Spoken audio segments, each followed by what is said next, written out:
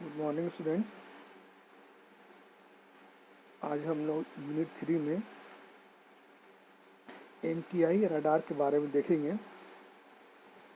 MTI जो है आपका मूविंग टारगेट इंडिकेटर। एमटीआई का जो फुल फॉर्म है वो क्या है? Moving target indicator. ये कैसा रडार है? ये एक ऐसा रडार है जो ऐसे ऑब्जेक्ट को डिटेक्ट करता है जो कि मूव कर रहे हैं, जो कि मोशन में है। ठीक है, इस वजह से इसका नाम मूविंग टारगेट इंडिकेटर रखा गया है। ये रडार जो है आपके मूविंग ऑब्जेक्ट को आपका नॉन स्टेशनरी ऑब्जेक्ट को डिटेक्ट करते हैं।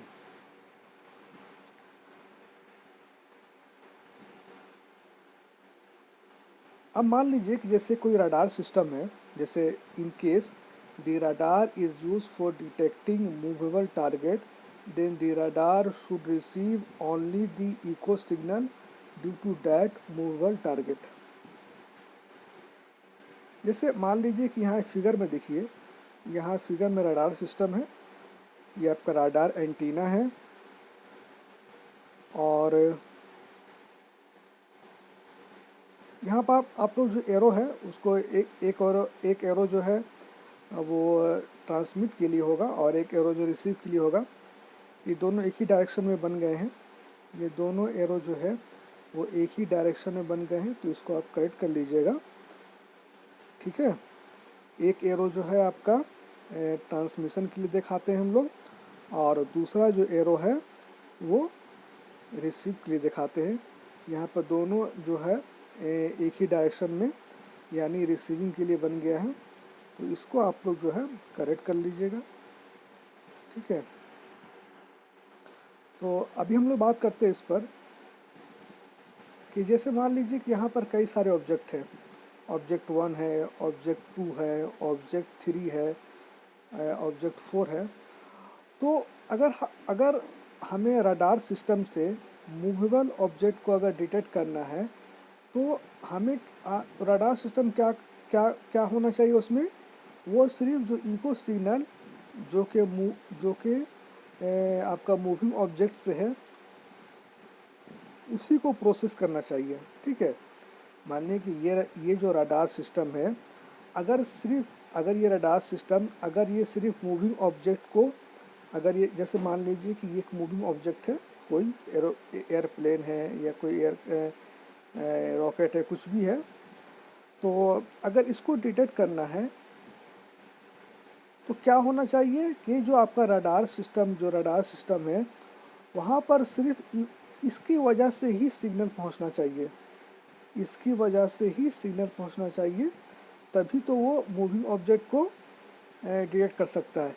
लेकिन एक्चुअली में होता क्या है, जैसे मान लीजिए कोई भी रडार सिस्टम है, तो सिग्नल जो है चाहे ऑब्जेक्ट मूव कर रहा हो या ऑब्जेक्ट नहीं मूव कर रहा हो, ऑब्जेक्ट अगर आपका स्टेशनरी है या नॉन स्टेशनरी है, सबका सिग्नल जो है रडार सिस्टम में पहुंचता है। जैसे ऑब्जेक्ट 1 है, ये स्टेशनरी है, इसका भी पहुंचता है। ऑब्जेक्ट 3 है, ये भी स्टेशनरी है, तो इसका भी पहुंचता है। ऑब्जेक्ट 4 है, ये स्टेशनरी है, इसका भी पहुंचता है। और कोई ऑब्जेक्ट जैसे मूव कर रहा है, जैसे ऑब्जेक्ट 2 ये मूव कर रहा है, तो इसका भी सिग्नल यहाँ पहुँचता है। ठीक है, तो अब सबका सिग्नल पहुँचता है यहाँ पर। तो रडार सिस्टम को ये डिसीजन लेना पड़ेगा कि कौन सा सिग्नल जो है मूविंग ऑब्जेक्ट का है और कौन सा सिग्नल जो है वो आपका स्टेशनरी ऑब्जेक्ट का है। ठीक है, तो क्या होगा, आपको रडार सिस्टम को डिसीजन लेना पड़ेगा।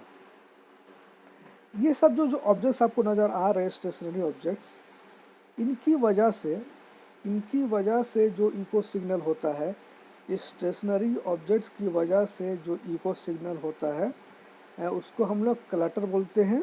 जैसे स्टेशनरी ऑब्जेक्ट कुछ भी हो सकता है, आपका कोई लैंड हो सकता है, हिल हो सकता है, सी एरिया हो सकता है। ठीक है, कोई ट्री हो सकता है आपका। तो अगर इको सिग्नल आपका स्टेशनरी ऑब्जेक्ट से आ रहा है, अगर आपका इको सिग्नल जो इको स्टेशनरी ऑब्जेक्ट से आ रहा है, इसको हम लोग क्लटर्स बोलते हैं। और ये जो सिग्नल है अनवांटेड सिग्नल है, क्योंकि हमको यहाँ पर जो मूविंग ऑब्जेक्ट है, यहाँ पर हमको सिर्फ मूविंग ऑब्जेक्ट को ही डिटेक्ट करना है, स्टेशनरी ऑब्जेक्ट को डिटेक्ट नहीं करना है। तो अब ये कैसे होगा? अब सवाल ये पैदा होता है कि रडार सिस्टम में सिग्नल तो हर जगह से आ रहा है, मूविंग से भी आ रहा है, नॉन मूविंग से भी आ रहा है। तो एक ऐसा सिस्टम हमको बनाना पड़ेगा जो कि आपका इको सिग्नल जो मूविंग ऑब्जेक्ट का है उसी को वो कंसिडर करे, उसी को प्रोसेस करे और बाकी को वो रिजेक्ट कर दे, यानी जो स्टेशनरी ऑब्जेक्ट से जो सिग्नल आ रहे हैं उसको वो रिजेक्ट कर दे। ठीक है। Therefore, we have to choose a radar system that consider only echo signal due to moving objects, ठीक है, but not due to stationary objects। तो हमको एक सिस्टम ऐसा चूज करना होगा जो कि सिर्फ आपका मूविंग ऑब्जेक्ट से जो इको सिग्नल आ रहा उसी को आपको प्रोसेस करे, उसी को कंसिडर करे, और जो कि स्टेशनरी ऑब्जेक्ट से जो सिग्नल आ रहा उसको वो रिजेक्ट कर दे। ठीक है। तो अब ये चीज़ कैसे होता है, इसके लिए एक प्रिंसिपल यूज़ किया जाता है, डॉपलर इफेक्ट। डॉपलर इफेक्ट से हम ये डिस्टिंग्विश कर सकते हैं, ये हम फ़र्क कर सकते हैं कि कौन सा सिग्नल जो है आपका स्टेशनरी ऑब्जेक्ट से आ रहा है और कौन सा सिग्नल आपका नॉन स्टेशनरी ऑब्जेक्ट यानी मूविंग ऑब्जेक्ट से आ रहा है। ठीक है। और जो रडार आपका इस तरह के सिग्नल को डिटेक्ट कर सकता है उसको हम लोग कहते हैं MTI रडार या मूविंग टारगेट इंडिकेटर रडार। बात समझ में आ रही है?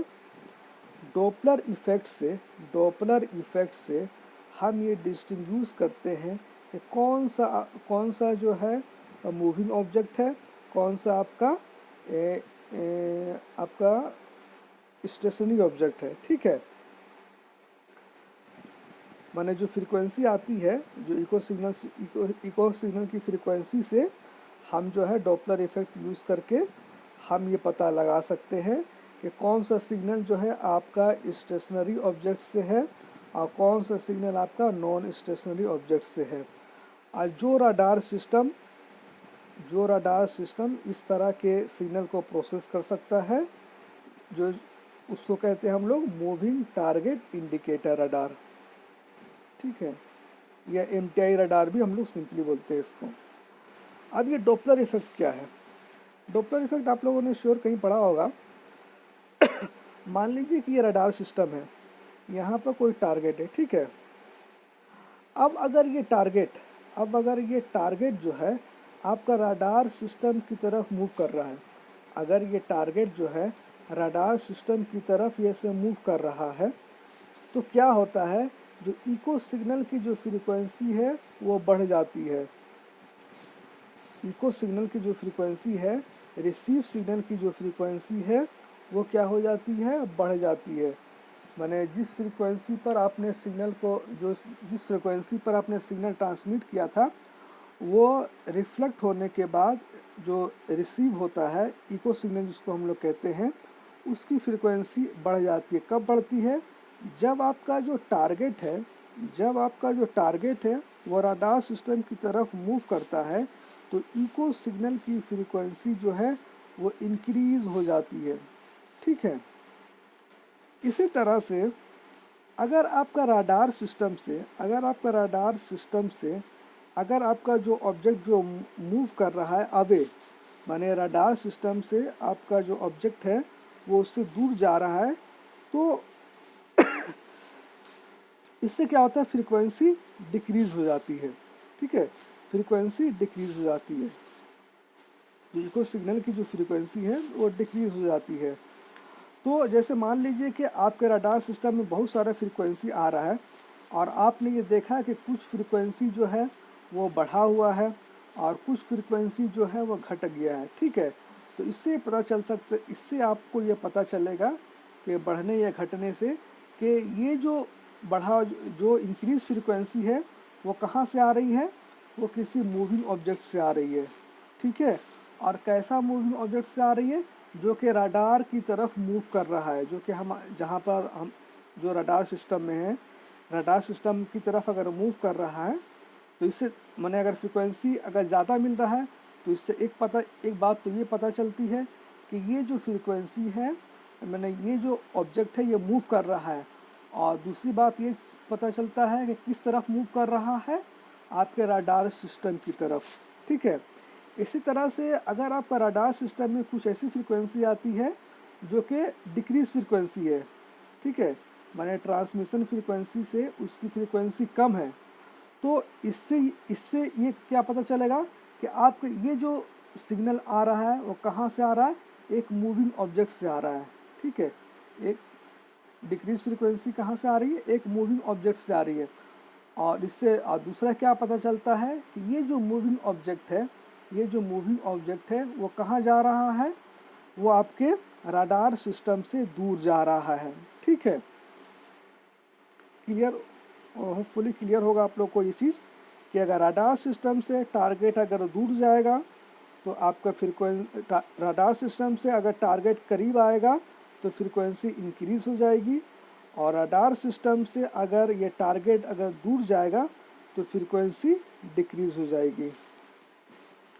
इस टॉपिक को हम लोग आगे कंटिन्यू करेंगे नेक्स्ट वीडियो लेक्चर में। इसमें कोई प्रॉब्लम हो तो आप लोग बताइए। Thank you.